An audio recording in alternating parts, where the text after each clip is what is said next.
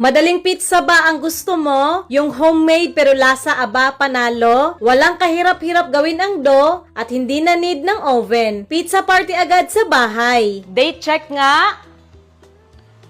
July 4 na ngayon. Itong tinapay, July 5 na ma-expired. Bukas na agad yon. Huwag natin sayangin. Yan, gagamit ako ng mga 8 pieces. Bahala ka na sa tinapay na gusto mo. Pwede pandesal, pandeletse, bahala ka na. Tapos, gagamit rin ako ng 2 patatas, mga 500 grams. Balatan ko lang, luto na to. Ito na. Tapos, dudurugin natin. I-grate ko na lang para mas mabilis. Yan, di ba? Ang bilis lang. Yung naiinom na tubig. Isa-isa nating ilunod itong mga tinapay. Yan, mabilisan lang. Tapos, ilagay dito. Dapat yung tubig ha, malinis. Yung naiinom. Yan. Yan na tinapay at mga patatas. Para may lasa to, titimplahan natin ng asin at paminta lang. Tapos paghaluin natin. Yan, kay dali lang diba, hindi mo na kailangan ng kung ano-anong ingredients para makagawa ng dough. Itabi ko lang to kasi i-prepare natin yung mga toppings. Sa kawali, buksan ng apoy sa mahina lang. Hindi na kailangan ng oil. Unahin ko tong bell peppers. Pag ganyan na ang itsura hanguin na. Ayan, i-drain ang pineapple tidbits. Tapos, ipa-dry lang natin konti. Ang sabaw, inumin, sayang Ganito hanguin na rin. Linisan ko lang. Ham, bacon, or kahit anong trip mo, bahala ka na. Lutuin ko rin to.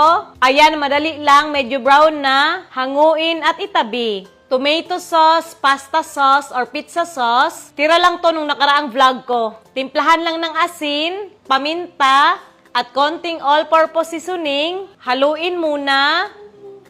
Then takpan. At ayan na, pinakulo ko lang ng mabuti.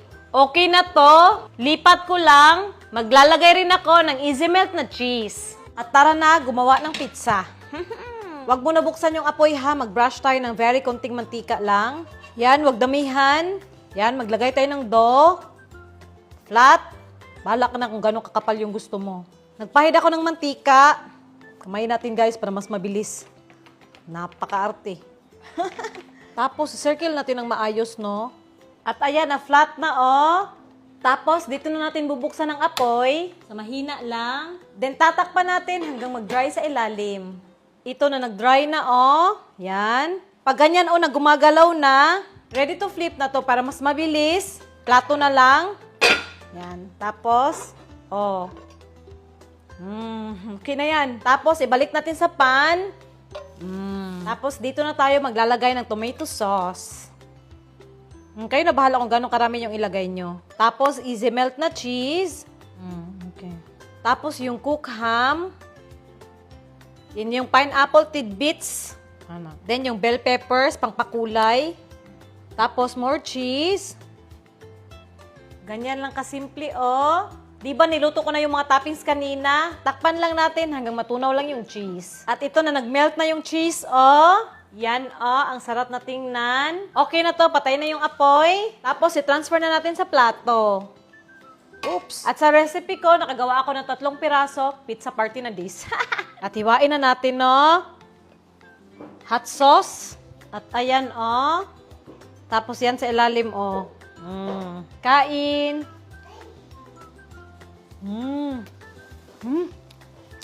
Sarap. Ang lambot ng dough. Wow. Wow.